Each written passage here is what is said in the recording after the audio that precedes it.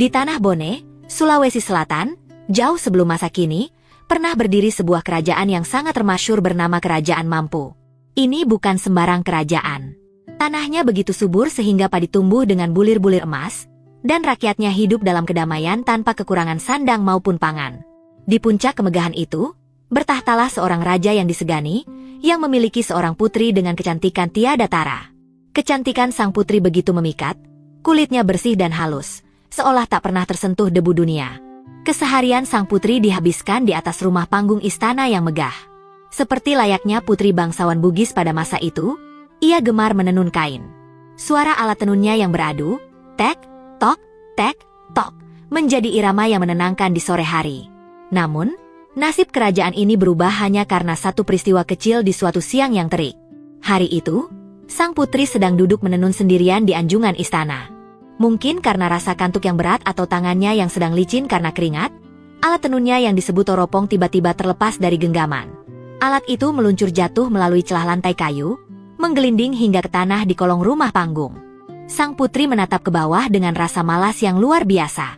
Baginya, turun menuruni tangga istana yang tinggi hanya untuk mengambil satu alat terasa sangat berat.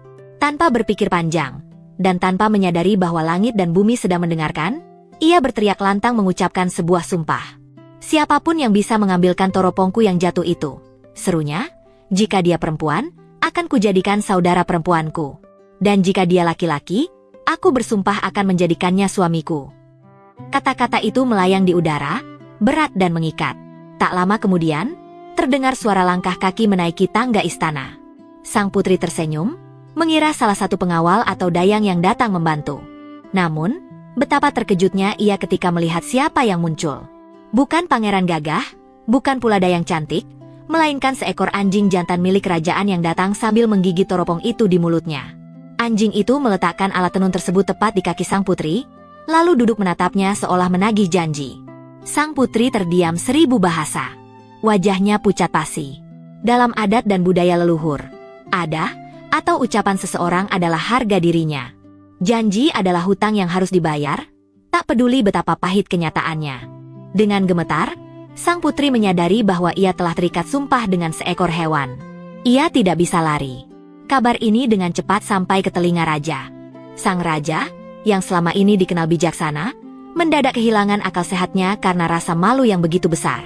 Ia tidak bisa menerima kenyataan bahwa putri kesayangannya, permata kerajaan Mampu, harus menepati janji untuk bersanding dengan seekor anjing. Baginya, martabat kerajaan jauh lebih tinggi daripada sebuah kejujuran. Tidak, tolak raja dengan keras. Kita tidak akan membiarkan hal memalukan ini terjadi. Lupakan sumpah itu. Anggap tidak pernah terucap.